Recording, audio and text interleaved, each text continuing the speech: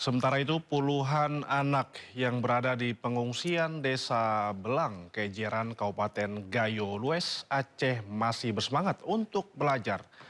Meski hanya di lokasi pengungsian, namun tak menyurutkan semangat para anak-anak ini untuk belajar dan mengaji.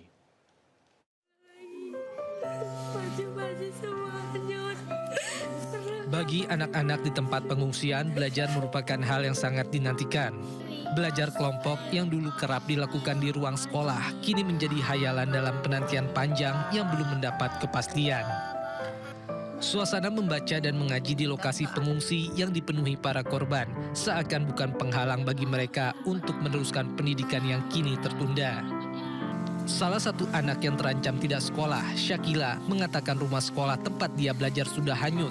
Harta benda, bahkan pakaian dan perlengkapan sekolah sudah tidak ada lagi.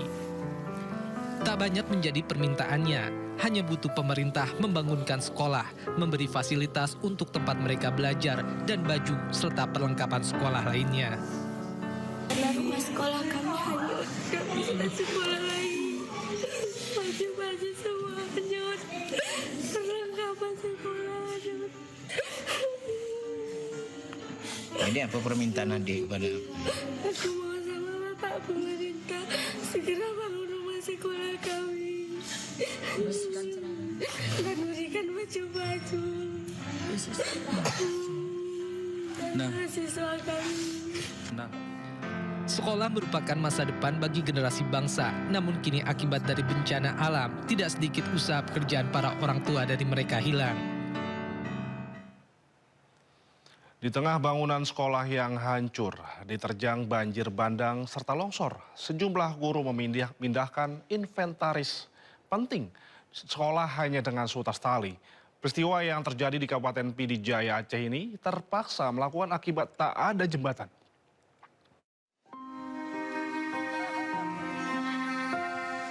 Bangunan sekolah Islam terpadu Anur di Kecamatan Meredu, Kabupaten Pidijaya Aceh, ambruk total dan tak lagi layak digunakan untuk kegiatan belajar mengajar. Dinding roboh, lantai hilang, dan ruang kelas lenyap ditelan bencana.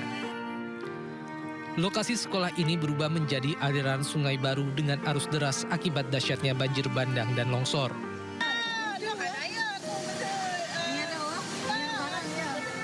Dengan seutas tali yang diikatkan ke tiang bangunan yang tersisa, para guru memindahkan inventaris sekolah dan dokumen penting satu persatu dari bangunan yang sudah hancur akibat keterbatasan akses. Tak ada alat berat, tak ada jembatan, hanya keberanian, kepedulian, dan rasa tanggung jawab demi menyelamatkan dokumen masa depan para siswa. Bagi para guru, menyelamatkan dokumen sekolah bukan sekadar arsip, melainkan menyelamatkan harapan anak-anak agar pendidikan tetap berlanjut, meski sekolah mereka telah rata dengan tanah. Di tengah amukan alam, dedikasi guru-guru ini menjadi pengingat bahwa pendidikan tak runtuh bersama bangunan, namun tetap berdiri di atas pengorbanan dan kepedulian. Sementara bantuan-bantuan terus dikirimkan ke lokasi yang masih alami kesulitan akses jalur transportasi darat.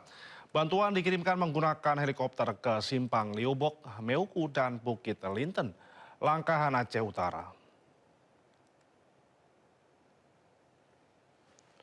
Beginilah upaya penyaluran bantuan menggunakan helikopter BNPB di Simpang Liubok, Meuku, Aceh Utara. Tidak adanya landasan mendarat yang baik, helikopter terbang dengan ketinggian rendah. Petugas melemparkan bantuan dengan hati-hati, disaksikan sejumlah warga pengungsi. Sementara itu, helikopter bantuan lainnya mendarat di kawasan Bukit Liteng, Langkahan Aceh Utara. Warga pengungsi yang sudah menunggu dan menyambut kehadiran helikopter.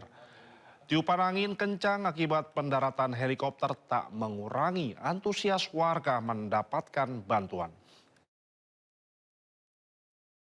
Kita ke informasi lainnya pemirsa, gara-gara supir truk mengantuk, truk menabrak bus pariwisata terparkir di Jombang, Jawa Timur. Kabin truk ringsek dan supir luka-luka.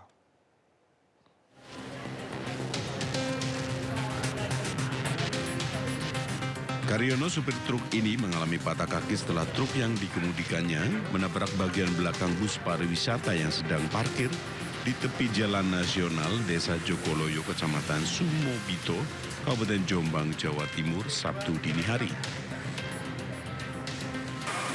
Peristiwa kecelakaan ini bermula saat truk box melaju kencang dari Jombang ke arah Mojokerto. Saat tiba di lokasi, truk yang berada di lajur kanan tiba-tiba oleng ke kiri hingga menabrak bus pariwisata yang sedang parkir di tepi jalan. Masih belum berhenti, truk ini kemudian oleng lagi dan menabrak atap teras toko di tepi jalan. Akibatnya, kabin truk ringsek. Karyono yang menderita luka-luka langsung dievakuasi oleh petugas dan dilarikan ke RSUD Jombang untuk mendapat penanganan medis. Sementara bus pariwisata yang ditabraknya mengalami kerusakan di bagian belakangnya. Tidak ada korban dari pihak bus karena masih kosong dan baru akan menjemput rombongan wisata di Jombang. Dokternya patah kaki yang sebelah kiri. Dibawa kemana, Pak? Bawa ke rumah sakit, Pak. Pak, itu katanya kenapa kau bisa nabrak bagian belakang bis dulu itu, Pak? Kalau nggak salah itu supirnya ngantuk. Nggak pakai rem masalahnya. Langsung? Langsung. Berarti tadi bis sempat terdorong itu kemana, Pak? Didorong sekitar 15 meter. Jauh berarti, Pak, ya? Jauh. Untuk menghindari kemacetan karena posisinya memakan separuh jalan, petugas kemudian mengevakuasi kedua kendaraan tersebut dan membawanya ke kantor Satlantas Polres Jombang untuk diproses lebih lanjut. Dari Jombang, Jawa Timur, Mukhtar Bagus, iNews melaporkan. 3 unit truk box di sebuah gudang perusahaan di Tangerang Selatan, Banten dibawa kabur kawasan maling. Akibat peristiwa ini, perusahaan mengalami kerugian 1 miliar rupiah.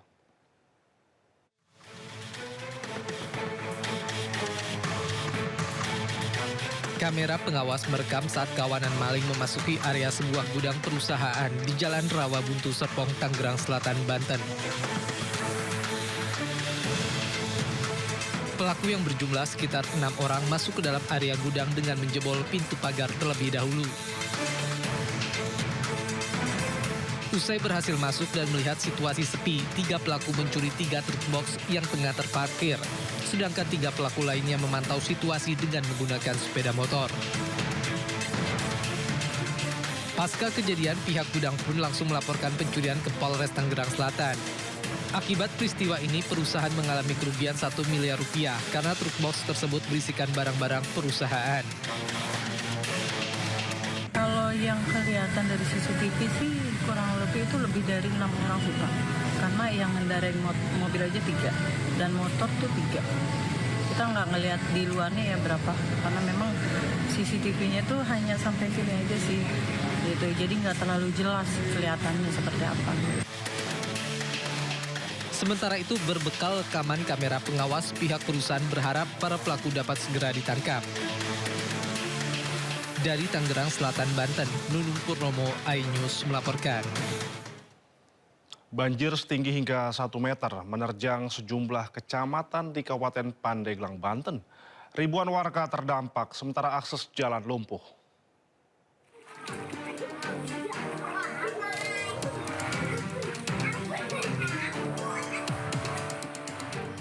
Banjir yang menerjang 7 kecamatan di Kabupaten Pandeglang, Banten kian meluas. Ribuan warga terdampak banjir hingga setinggi 1 meter. Banjir juga melumpuhkan akses jalan yang mengakibatkan aktivitas warga terhambat. Sebagian warga kini mengungsi ke rumah keluarga dan kerabat. Sementara itu, petugas SAR terjun ke lokasi untuk mengevakuasi warga dan menyalurkan bantuan. Jam berapa sih Bu terjadinya Bu? Dari kemarin. Jam berapa tuh Bu? Ada jam 4 lah. Jam 4 sore ya? Ya. Sampai sekarang gede aja itu air. Emang hujannya sejak kapan sih Bu? Hujannya mau hampir seminggu. Dampak banjir ada 747 kakak dan untuk jiwa 2.988 jiwa. Ya makanya untuk saat ini kami menurunkan tim pool di beberapa titik dan di titik sungai ini kita siapkan perahu. Banjir terjadi akibat beberapa sungai meluap usai diguyur hujan deras. Petugas juga meminta warga meningkatkan kewaspadaan karena intensitas hujan masih tinggi. Dari Pandeglang, Banten, Iskandar Nasution, iNews melaporkan.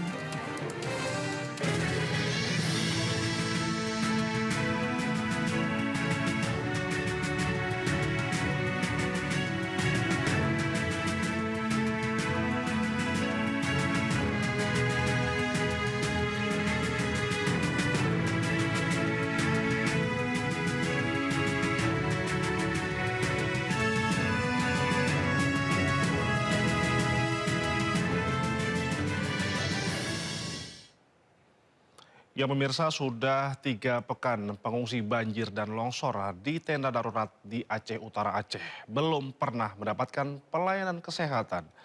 Ratusan pengungsi terutama balita dan anak-anak terserang berbagai macam penyakit mulai dari demam, batuk hingga diare.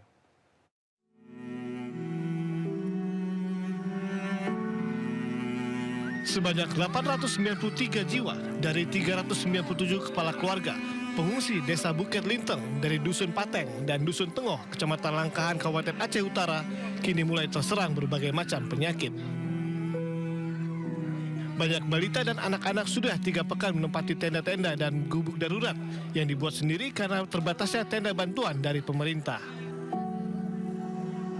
Sudah 3 pekan pula tidak ada posko kesehatan di lokasi pengungsian dan banyak warga yang belum pernah mendapatkan pelayanan kesehatan. Sejumlah relawan kesehatan dari Simpang Keramat, Aceh Utara tergerak untuk menolong pengungsi yang sakit. Balita dan anak-anak banyak terserang demam, batuk dan diare. Sementara pengungsi dewasa selain demam juga hipertensi. Bahkan satu pengungsi terkena stroke dan hanya bisa terbaring di dalam tenda. Banyak kami temukan penyakit untuk anak-anak dengan batuk pileknya, demam, terus ada yang diare.